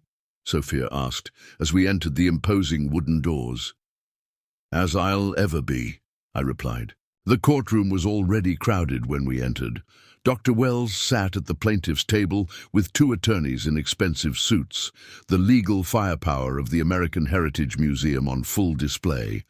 Behind them, I recognized several faces from the media and local officials eager to witness the proceedings. Most encouraging, however, was the presence of our neighbors and friends filling the back rows. Jackson Hammond nodded solemnly from his seat. Eleanor Braddock offered a tentative smile, seeming caught between her academic ties to Wells and her loyalty to local history. Professor Martinez sat beside Ellie, both reviewing notes for potential testimony. Judge Harold Simmons entered, his weathered face impassive as he took his seat. At 75, he was the senior judge in the district, known for his strict interpretations of property law and deep knowledge of local history. This hearing concerns case number 23 CV 4127, American Heritage Museum versus Nathan Caldwell, regarding emergency injunctive relief for preservation of historical artifacts. He began, peering over his reading glasses at the assembled parties. "I've reviewed the filings from both sides. Let's begin with the plaintiff." Wells's lead attorney rose, a polished woman with a Boston accent that immediately marked her as an outsider in our rural Tennessee courtroom. "Your Honor, this case is fundamentally about preservation of irreplaceable historical treasures," she began. "The artifacts recovered from Mr. Caldwell's property constitute a collection of national significance that requires immediate professional conservation to prevent deterioration." For 40 minutes, she outlined their argument, presenting affidavits from conservation experts about the risks of improper handling, photographs from Wells's trespassing expedition presented as professional assessment and legal precedents, suggesting federally significant Civil War artifacts might not be simple private property. We request temporary custody of these artifacts for proper conservation, while ownership is determined through appropriate legal channels, she concluded. Every day, these irreplaceable documents remain in improvised storage, risks permanent damage to our national heritage. Judge Simmons, who had remained inscrutable throughout, turned to Sophia. "Counselor for the defense?" Sophia rose with confident grace. "Your Honor, this case is indeed about preservation, not just of artifacts, but of legal principles fundamental to our society. The plaintiff is asking this court to remove lawfully owned property from its rightful owner based on speculation, misrepresentation, and photographs obtained through criminal trespassing." She systematically dismantled Wells's arguments, presenting Dr. Chen's expert assessment that our preservation methods were appropriate, demonstrating that Wells's emergency petition had been filed before he had even seen how we were storing the artifacts and establishing the legal precedent for artifacts discovered on private property. "Mr. Caldwell has acted with exemplary responsibility," she emphasized. "He has consulted experts, implemented proper conservation measures, notified appropriate authorities, and initiated a transparent process to determine the best permanent home for these artifacts, considering not just financial compensation, but educational value and research access." As she spoke, I watched the judge's expression closely. The technical arguments seemed to hold his attention, but I knew from local reputation that Judge Simmons responded to character and community standards as much as legal precedent. Furthermore, Sophia continued, "Mr. Caldwell has deep roots in this community and a demonstrated commitment to stewardship of his land, his heritage, and now these artifacts. His family has maintained this property for 5 generations, demonstrating care and responsibility that stands in stark contrast to the plaintiff's actions, which have included trespassing, attempted intimidation, and misrepresentation to local officials." Judge Simmons' eyebrow raised slightly at the accusation. "Those are serious allegations, Counselor." "Which we can substantiate, Your Honor," Sophia replied, presenting the wildlife camera photos of Wells's nighttime expedition to the pond and Sheriff Davis's incident report. When both sides had presented their arguments, Judge Simmons removed his glasses, polishing them thoughtfully. "I'll hear from Mr. Caldwell directly," he announced unexpectedly. "Son, approach the bench." Surprised, I moved forward, standing before the judge, who had known my grandfather and likely remembered me as a boy at county fairs and community events. "Mr. Caldwell, setting aside legal arguments about ownership and preservation protocols, I'd like to know your intentions for these artifacts. What do you plan to do with them?" The directness of the question caught me off guard, but the answer came naturally. "Your Honor, I believe these artifacts belong to history, not to any one person or institution. My family's connection to this land gives us temporary custody, but our responsibility is to ensure they're preserved for everyone, and the story they tell is shared completely and honestly." I paused, gathering my thoughts. That's why we're soliciting proposals from multiple institutions, to find the best steward for both the physical artifacts and the historical narrative they represent. These aren't just old papers and coins to me.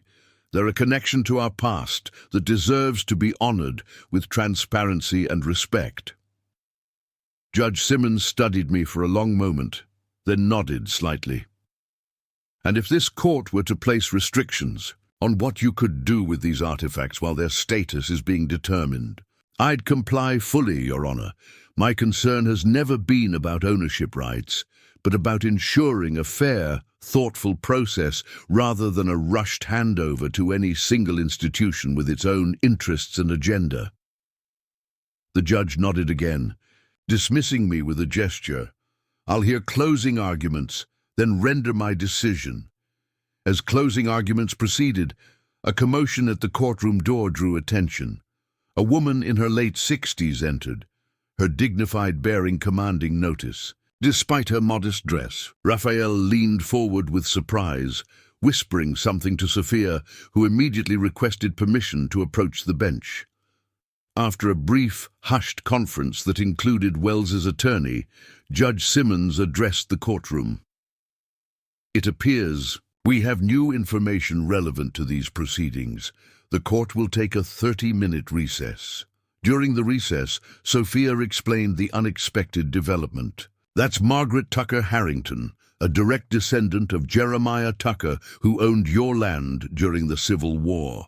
Professor Martinez recognized her from academic conferences. She's a retired history professor who specializes in Civil War economic history. Why is she here? I asked. She read about the case and claims to have family documents relevant to the Hargrove collection. The judge is allowing her to present this information when we reconvene. When court resumed, Margaret Tucker Harrington was invited to address the proceedings. Her voice carried the gentle rhythm of old Virginia aristocracy, but her words were precise and scholarly. Your Honor, I am the great-great-granddaughter of Jeremiah Tucker, on whose land these artifacts were originally concealed. When I learned of this discovery, I consulted family papers that have remained in private hands since the Civil War era. She opened a leather portfolio, removing carefully preserved letters. These are correspondence between my ancestor and Colonel Thomas Hargrove from February 1865. They confirm that Jeremiah Tucker volunteered his property as a secure location for what they called assets of the Treasury, with the understanding that these materials would be recovered when our cause resumes. The courtroom remained silent as she continued. More significantly, I have this document, a letter from James Tucker, Jeremiah's son, to my grandfather dated 1890, just before the property was sold to the Caldwell family. She read from the yellowed paper, "The burden of secret knowledge weighs heavily as I prepare to sell the eastern fields. I have maintained watch over the well and its contents as father instructed, but with his passing, I believe this obligation should transfer to our Virginia relations rather than remaining tied to land which economic necessity forces me to sell. I have therefore constructed a permanent water feature above the location, ensuring its contents remain undisturbed while ownership changes hands." A murmur ran through the courtroom. The letter confirmed that James Tucker had deliberately created Tucker Pond to hide the stone structure before selling the property to my great-grandfather. Your Honor, Margaret continued, this letter establishes that the Tucker family knowingly transferred the land without disclosing the artifacts' presence, effectively abandoning any claim to them. The Caldwell family purchased the property in good faith, including all improvements and contents, known or unknown. Judge Simmons leaned forward. Ms. Harrington, may I ask why you've chosen to present this information now? She straightened her shoulders. Because history deserves honesty, Your Honor. I've spent my career researching the economic collapse of the Confederacy. These artifacts could provide invaluable insights into that period, but only if they're approached with academic integrity rather than institutional agenda. She cast a pointed glance toward Wells. I've had professional interactions with the American Heritage Museum that give me concern about their interpretive approach to certain aspects of Confederate history. Their rush to claim these artifacts suggests motives beyond pure preservation. The judge nodded thoughtfully. Thank you for your contribution, Professor Harrington. The court appreciates your candor and the historical context you've provided. After a brief consultation with both legal teams about the new information, Judge Simmons announced he was ready to rule. This court finds insufficient grounds for emergency injunctive relief as requested by the plaintiff. The evidence presented confirms that Mr. Caldwell has implemented appropriate conservation measures and engaged relevant authorities regarding these artifacts. Wells's expression darkened as the judge continued. Furthermore, the court acknowledges the Caldwell family's legitimate ownership claim to these artifacts based on standard property law and the additional historical evidence provided today. While questions of ultimate disposition may involve multiple stakeholders, given the historical significance of these items, there is no legal or practical justification for removing them from Mr. Caldwell's custody at this time. Relief washed over me as the judge addressed final details. The court orders that the artifacts remain under current conservation protocols, with regular monitoring by the State Historical Commission, while Mr. Caldwell's proposal process continues. Additionally, the court orders that no further archaeological assessment of the Caldwell property may occur without explicit written permission from the property owner and appropriate permits from state authorities. With a final bang of his gavel, Judge Simmons closed the hearing. Court is adjourned.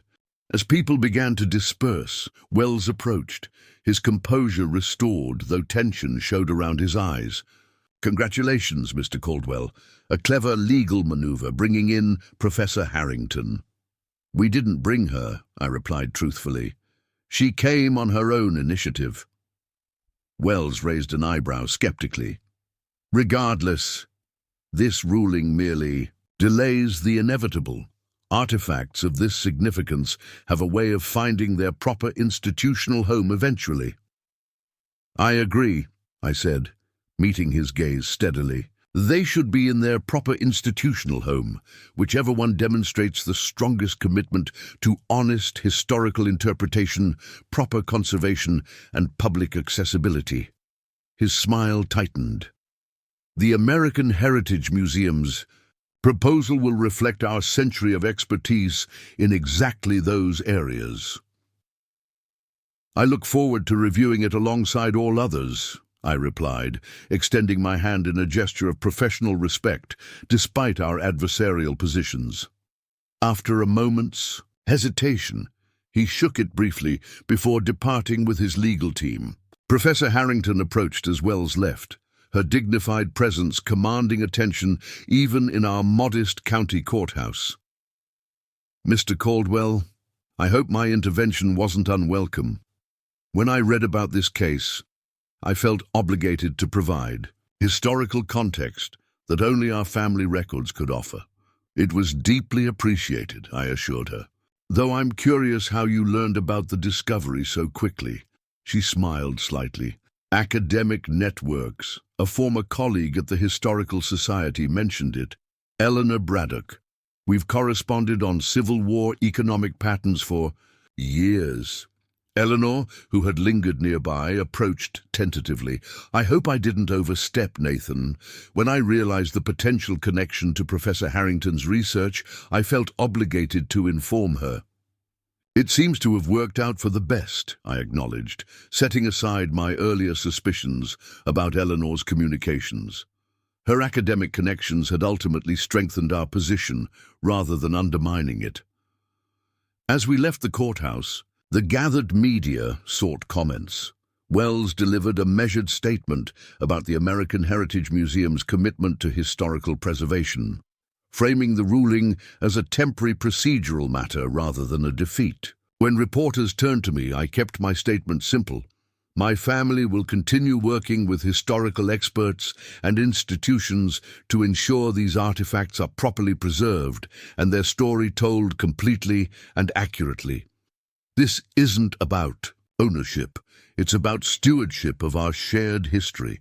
Back at the farm that afternoon, the mood was celebratory but focused. The court victory provided breathing room, but the larger question of the artifact's future remained. Over the following weeks, our proposal process gained momentum. The Smithsonian submitted a comprehensive plan emphasizing national accessibility and educational programming. 3 universities with significant Civil War archives proposed research-focused approaches. The Tennessee State Museum offered a regional perspective with strong community engagement components. The American Heritage Museum's proposal arrived exactly on the deadline, professionally presented and technically impressive, though noticeably emphasizing the Confederate government's administrative efficiency rather than the moral complexities of its cause. Most surprising was a joint proposal from the County Historical Society and State University, with Eleanor Braddock and Rafael Martinez as lead scholars. They proposed creating a dedicated research center in our county, focused not just on the Hargrove collection, but on broader questions of Civil War history in rural communities. Their budget was smaller than the major institutions, but their commitment to local accessibility and educational impact was unmatched. As we evaluated proposals, an unexpected development changed our perspective. The drought that had forced us to drain Tucker Pond finally broke with 3 days of steady rain. Water began pooling in the pond basin, gradually rising to cover the stone circle once more. Standing at the pond's edge with Ellie, watching the rain ripple across the surface, I felt a sense of completion. The drought had revealed what had been hidden for generations, and now the natural cycle was restoring the protective cover that had preserved these artifacts for so long. "It's like the land is telling us something," Ellie remarked. "These artifacts survived because they were protected by water and isolation. Their preservation wasn't about climate-controlled museum cases. It was about being hidden away where, and time moved more slowly." Her observation sparked a realization. The proposals we'd received all assumed permanent removal of the artifacts from our property. But what if there was another approach? One that honored the unique circumstances of their preservation while still making them accessible for research and education. That evening, I called a meeting with our advisory team, Raphael, Sophia, Dr. Chen, Eleanor, and now Professor Harrington, who had remained in Tennessee to assist with the evaluation process. "What if we create something entirely new?" I proposed. "Not just choosing between existing institutions, but establishing a new model for historical stewardship." Over coffee and my grandmother's peach cobbler, a vision emerged. The Tucker Pond Historical Center, an on-site facility that would preserve the artifacts in their geographical context while providing researcher access and educational programming. "We could build it near the pond," Ellie suggested, enthusiasm growing. "Design it to harmonize with the landscape rather than imposing on it. And structure it as a collaboration between multiple institutions," Raphael added, "rather than exclusive ownership by any one entity. The Smithsonian could provide conservation expertise," Dr. Chen noted. "State University could coordinate research access. The Historical Society could develop local educational programs." Professor Harrington nodded approvingly. "It would be a new model for historical stewardship, community-based but academically rigorous, preserving artifacts in their historical context rather than removed to distant institutions." As the concept developed, practical questions emerged about funding, governance, and sustainability, but the core idea, keeping the artifacts connected to the place where they had been concealed and discovered, felt intuitively right. "What about the farm?" Eleanor asked practically. "Would you continue agricultural operations alongside a historical center?" "We could integrate them," Ellie suggested. "Agricultural heritage alongside Civil War history, showing how this land has sustained both physical and historical nourishment for generations." The vision expanded to include demonstration gardens growing heirloom crops from the Civil War, era living history programs about rural life in the 1860s and research opportunities examining the interconnection between agricultural and political history. By midnight, the concept had evolved from vague idea to pragmatic possibility. The challenge would be securing institutional partners willing to collaborate rather than control, and funding sufficient to create a facility meeting professional conservation standards. It won't be easy, Sophia cautioned, but it's a compelling vision that honors both the artifacts and their context. I think we can make a strong case to potential partners. The following month brought intensive conversations with institutions that had submitted proposals. Some, like the American Heritage Museum, rejected our collaborative concept outright, insisting on traditional acquisition and removal. Others, including the Smithsonian and State University, expressed cautious interest in the innovative approach. The breakthrough came when Professor Harrington arranged a meeting with Maxwell Harrington, CEO of AgriGlobal, and, coincidentally, her distant cousin through marriage. His deep personal interest in Civil War history and substantial philanthropic resources could provide the financial foundation for our vision. The meeting took place at our farm, with Maxwell Harrington arriving by helicopter on a brilliant autumn morning. Distinguished and imposing in his tailored suit, he seemed initially skeptical of our modest setting. But as we showed him the artifacts, explained our vision, and walked the property, including the now-filled Tucker Pond with its hidden secret beneath, his engagement visibly deepened. "My ancestor fought under Lee," he explained as we stood beside the pond. "I've spent decades collecting Civil War artifacts, trying to piece together our complicated past. But I've never encountered something with this level of historical significance preserved in its original context." He turned to me with unexpected intensity. "Mr. Caldwell, I've built my career acquiring undervalued agricultural properties and optimizing their production. When I look at your farm, I see inefficiencies, outdated methods, limited yield potential." I tensed, sensing the conversation shifting toward a purchase offer, but he continued in a different direction. "But I also see something my corporate acquisitions lack: continuity, connection, meaning. Your family has maintained this land through drought and hardship, war and peace, for 5 generations. That persistence has preserved not just a farm, but a piece of history that might otherwise have been lost." He gestured toward the pond. "You could have sold these artifacts to the highest bidder. Instead, you're proposing a model that prioritizes historical integrity and community access over institutional prestige or private profit. That's unexpected and rather admirable." 2 weeks later, the Maxwell Harrington Foundation announced a $10 million grant to establish the Tucker Pond Historical Center as a collaborative institution devoted to preserving and interpreting the Hargrove collection in its historical context. The Smithsonian agreed to provide conservation expertise and occasional exhibition opportunities in Washington. State University committed academic resources for ongoing research. The County Historical Society would develop educational programming for local schools. Most significantly, the center would be built on 5 acres of our property, adjacent to Tucker Pond, designed to harmonize with the rural landscape while meeting museum-quality conservation standards.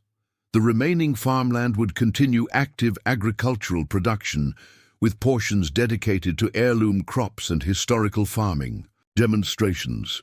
Dr. Wells made one final attempt to intervene, offering a substantially increased acquisition offer directly to me. When I declined, explaining our alternative vision was already moving forward, his professional composure finally cracked. "You're making a serious mistake," he warned. "These artifacts belong in an established institution with proper facilities and qualified personnel, not some rural vanity project. They belong where they can best tell their story." I replied. And that story is inseparable from this land and the people who've stewarded it. He departed visibly frustrated, but the American Heritage Museum eventually adjusted to the new reality. 6 months later, they requested research access to the collection, a request we gladly granted as part of our commitment to making the artifacts accessible to serious scholars regardless of institutional affiliation.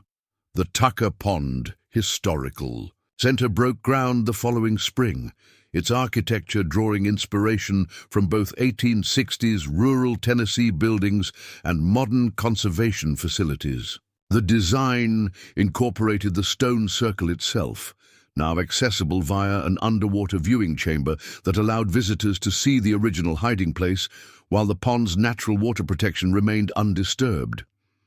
Ellie took the lead in developing the center's agricultural programs, combining her modern training with historical research to demonstrate how farming practices had evolved over generations while maintaining essential connections to the land. Her innovation extended beyond historical demonstration. She leveraged the center's educational mission to secure grants for sustainable agriculture research, gradually transforming our conventional operation into a model of climate-resilient farming.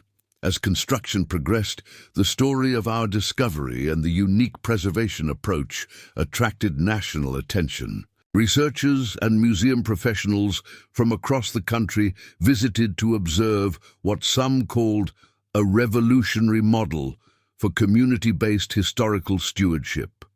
Several universities developed case studies on our collaborative approach to institutional partnerships.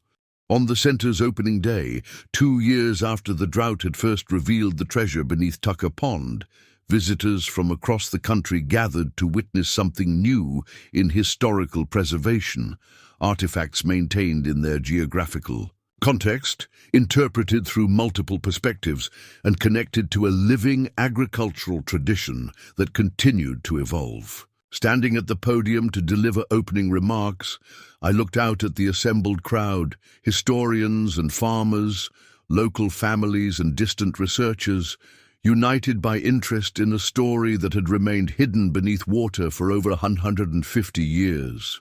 History doesn't belong to institutions, I began. It belongs to all of us, to study, to question, to learn from. The treasure from Tucker Pond isn't just gold and documents. It's a reminder that our past remains present beneath the surface of our daily lives, waiting to be discovered when circumstances align. I gestured toward the pond, glittering in the morning sunlight, its surface calm and untroubled, revealing nothing of the secrets it had guarded for generations. A drought that threatened our livelihood revealed something precious that drought couldn't touch, our connection to history and to each other. The crisis that emptied this pond filled our community with a new sense of purpose and possibility. Maxwell Harrington joined me at the podium, along with representatives from our institutional partners. Together, we cut the ribbon opening the center that none of us could have created alone. As visitors streamed in to view the carefully preserved artifacts now displayed near their original hiding place, I stepped away briefly to stand at the pond's edge. The water had returned completely now, covering the stone circle beneath its protective blanket once more. From the surface, there was no indication of what lay below, just as there had been no visible sign all those years before the drought revealed its secret. Ellie joined me, her expression thoughtful as she gazed across the water. "Do you ever wonder if there's more down there?" she asked. "Other secrets we haven't found yet?" I considered the question, watching ripples spread across the pond's surface where a fish had jumped. "Probably," I acknowledged. "But that's true of any piece of land with history. The past doesn't disappear. It just waits to be rediscovered when the time is right." She nodded, then smiled. Mom would have loved seeing all this. The farm thriving in a new way, history and agriculture supporting each other. She would, I agreed, feeling my late wife's presence in this moment of transformation. She always said crisis and opportunity were two sides of the same coin. As we turned back toward the center, where visitors now engaged with history made tangible and accessible, I reflected on how much had changed since that desperate decision to drain Tucker Pond.